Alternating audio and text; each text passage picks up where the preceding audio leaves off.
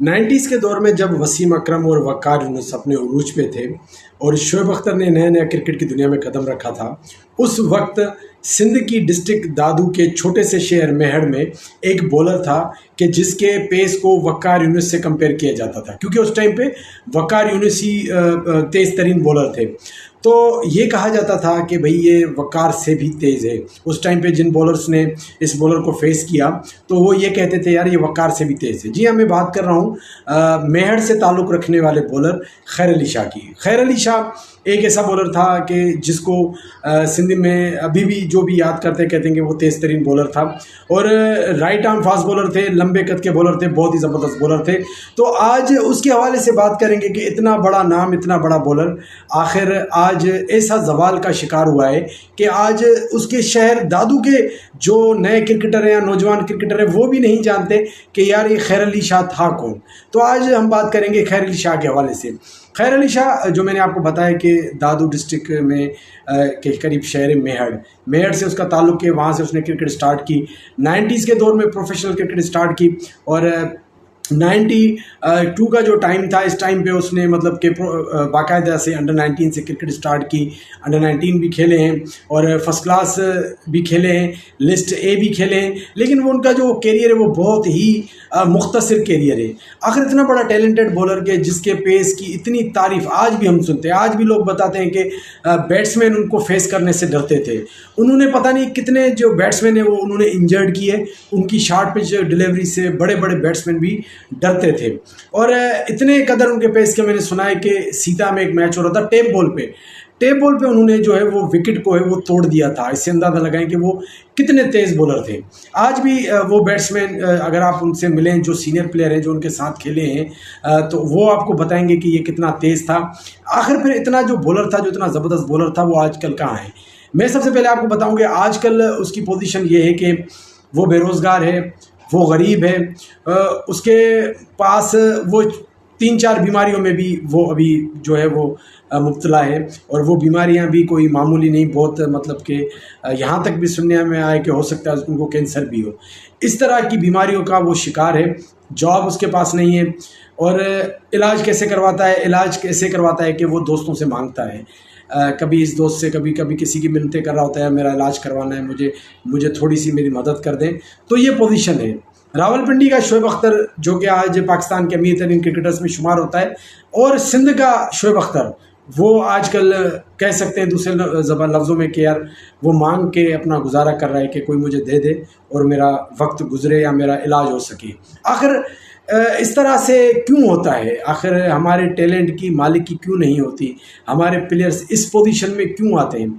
उस पर हम आज बात करेंगे। देखें, सिर्फ बात पाकिस्तान क्रिकेट बोर्ड की नहीं है कि पाकिस्तान क्रिकेट बोर्ड ने नाइंसाफ़ी की। हमारे प्लेयर के लिए, ख़ास तौर पे जो दही सिंध के प्लेयर हैं उनके लिए जो सबसे बड़ा मसला है, जब वो क्रिकेट स्टार्ट करते हैं तो उनको क्रिकेट के मौके ही नहीं दिए जाते, नीचे लेवल से ही लेके।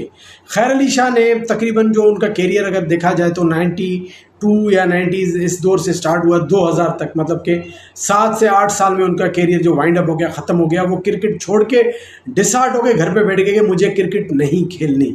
इस अरसे में खैर अली शाह को सिर्फ इसलिए यूज़ किया गया कि यार ये हमारे क्लब से खेले, हमारे क्लब को जितवाए, ये हमारे क्लब से खेले, हमारे क्लब, हर कोई इसको अपने क्लब खिलाने के चक्कर में था। इस चक्कर में फिर जब टीम बनती थी तो फिर वो बोलता था ये उसके क्लब का, इसको नहीं खिलाओ। जो हतमी जो टीम होती थी जहाँ पे उसको खेल के ऊपर लेवल तक जाना था, वहाँ पे उसको मौके प्रॉपर नहीं मिले। कस्टम से भी खेले हैं और PWD से भी खेले हैं, मेरे ख्याल में शायद मुल्तान से भी खेले हैं, जो 3 फर्स्ट क्लास मैच खेले हैं। लिस्ट ए के जो मैचेस हैं वो रेस्ट ऑफ सिंध से भी खेले हैं, दादू से भी खेले हैं। तो दादू जब ग्रेड 2 में था 2000 के टाइम पे करीब या उससे पहले, तो उस टाइम पे ग्रेड 1 में जो क्वालिफाई करवाया वो भी खैर अली शाह की बॉलिंग की वजह से। राशिद लतीफ़ जब इनको फेस कर रहे थे तो राशिद लतीफ़ ने लिटरली इनको कहा गया मतलब कि ये बहुत तेज़ है और मतलब कि बॉल मार ना दे। तो इस तरह की इनकी पेस थी। लेकिन अनफॉर्चुनेटली ये जो हमारी अंदरूनी सियासत, किन किन के मैं नाम लूँ, जब मेरी बात हुई तो उसने मुझे बताया कि उसके साथ मतलब कि यहाँ पे ये शेर फिट बैठता है कि हमें तो अपनों ने लूटा, गैरों में कहाँ दम था, मेरी कश्ती डूबी थी वहाँ जहाँ पानी कम था। देखें, इससे जो भी इसके साथ ज़्यादतियाँ हुई हैं, जो भी इसके साथ नाइंसाफ़ी हो यहाँ पे नीचे लेवल पे ही हुई है। इतना बड़ा बॉलर, इतना टैलेंटेड बॉलर, इतना हमने टैलेंट वेस्ट कर दिया। हमारे प्लेयर की मालिकी नहीं है। इस प्लेयर के अगर यही बॉलर अगर उस टाइम पे पंजाब में होता या कराची में होता या ऐसी जगह होता जहाँ पे इसकी मालिकी होती, तो आज जिस तरह शोएब अख्तर को पूरी दुनिया जानती है, इसको भी जानती। इसकी बॉलिंग जो मैंने आपको बताया, जो मैंने सुना है, जो अगर आप भी अगर 90s के दौर या 2000 वाले टाइम के जो क्रिकेटर हैं, जो सीनियर प्लेयर हैं, उनसे अगर पूछें तो वो आपको बताएंगे। मेरा इत्तेफाक से एक मैच था, तकरीबन खैर अली शाह को क्रिकेट छोड़े हुए 8, 9, 10 साल हो गए थे जब वो क्रिकेट छोड़ गए थे। हमारा एक मैच था दादू में, तो बाय चांस उनसे खैर अली शाह से मुलाकात हुई और उसने भी ख्वाहिश का इज़हार किया कि मैं एक मैच खेलूं, तो हमारे साथ खेला था। तो जब उसने बॉलिंग की तो मुझे अंदाज़ा हुआ कि ऐसा बॉलर जो 10-12 साल हो चुके हैं क्रिकेट छोड़ चुका है, और ऐसे ही विदाउट वार्म अप, ऐसे ही विदाउट प्रैक्टिस बॉल जब उसके हाथ में हमने दिया तो हमने देखा कि वाकई जवानी में कैसा बॉलर होगा। जब उसने बॉल किया तो लग रहा था कि उसका एक्शन, उसकी हाइट और जो था कि भाई ये बहुत ख़तरनाक बॉलर होगा अपने टाइम पे, क्योंकि वो 10-12 साल में क्रिकेट छोड़ चुका था, फिर भी उसकी बॉलिंग में वो चाम नज़र आ रहा था। सोचे जब ये जवानी में बॉलिंग करता होगा तो कैसा बॉलर होगा। बहरहाल आज ये बहुत दुख भरी दास्तान है एक सिंध के ऐसे टैलेंटेड प्लेयर की कि जिसको आज कोई भी नहीं जानता। ऐसा जवाल के मतलब कि मैंने इतना भी सुना कि उसको जॉब मिली थी सेंडोज़ में, फिर उसको किसी ने कहा यार सेंडोज़ छोड़ो, काविश की टीम में आ जाओ, फिर उधर से भी, फिर सियासी चक्कर में उधर से भी गया, मतलब कि इस प्लेयर खेलता कैसे था इस तरह की। या कि हैदराबाद में रहता था, कभी यहाँ पे जो वजद कॉलोनी में जो इनका क्लब जहाँ से खेलता था महरान से, वहाँ पे भी ये रहता था, कभी किधर रहता था, खाने के भी मसले थे। उस टाइम पे इतनी प्रोफेशनल क्रिकेट नीचे लेवल पे नहीं थे, प्लेयर्स को सिर्फ ऐसे ही खिलाया जाता था नाम के लिए, ना पैसे मिलते थे। इसको चलो ज़्यादा इसके पास एक्स्ट्रा पेस थी, बहुत बड़ा नाम था, तो इसको थोड़ी बहुत रिहाइश या थोड़ा बहुत खाने का इशूज़ थे वो हो जाते थे।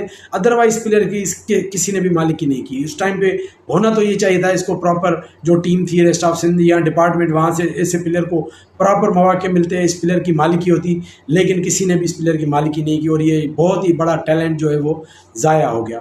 यकीनन जो भी दोस्त इनको जानते हैं वो ज़रूर बताएं हमें मेंशन में कि किसने इनकी बॉलिंग देखी है और कौन इनके साथ खेला है, लाजमी मेंशन में कमेंट में बताएं। उसके अलावा एक और गुजारिश भी है, अगर कोई दोस्त अगर चाहे कि यार मैं इसकी मदद करूं फाइनेंशियली, क्योंकि ये बीमार है और इसके पास जॉब नहीं है, और अनफॉर्चुनेटली बड़े अफसोस की बात है कि मैं कह रहा हूं कि इस प्लेयर को फाइनेंशियली सपोर्ट की ज़रूरत है। अगर आप सपोर्ट कर सकते हैं तो ज़रूर करें, क्योंकि जवानी में तो इसका मतलब ऐसे अंदाज़ा लगाएंगे, बांग्लादेश से मैच था इनका, हैदराबाद रेस्ट ऑफ सिंध का, तो इसको सिर्फ एक में ओवर दिया गया पूरे मैच में। साउथ अफ्रीका की टीम आई थी, अंडर 19 का मैच था, स्क्वाड में था, इसको 11 में नहीं रखा गया। तो इस तरह से इस प्लेयर को मतलब कि यहाँ से लेके गए ज़बरदस्ती, भाई आप चलें, कराची में मैच है, वहाँ पे जाके ड्रॉप कर दिया गया। इस प्लेयर के साथ इस तरह ज़्यादतियाँ हुई तो ये प्लेयर डिसार्ट होकर क्रिकेट छोड़ गया। बहरहाल आज ये किसी और चीज़ की ख्वाहिश तो नहीं रखता, इसकी इतनी ख्वाहिश है कि कोई इसका इलाज करवा दे। अगर कोई है जो इसका इलाज कराए तो बड़ी मेहरबानी होगी। चलें जी, इसके वाले से अपना रिव्यू ज़रूर दीजिएगा। अपना बहुत ख्याल रखिएगा। अल्लाह हाफ़िज़।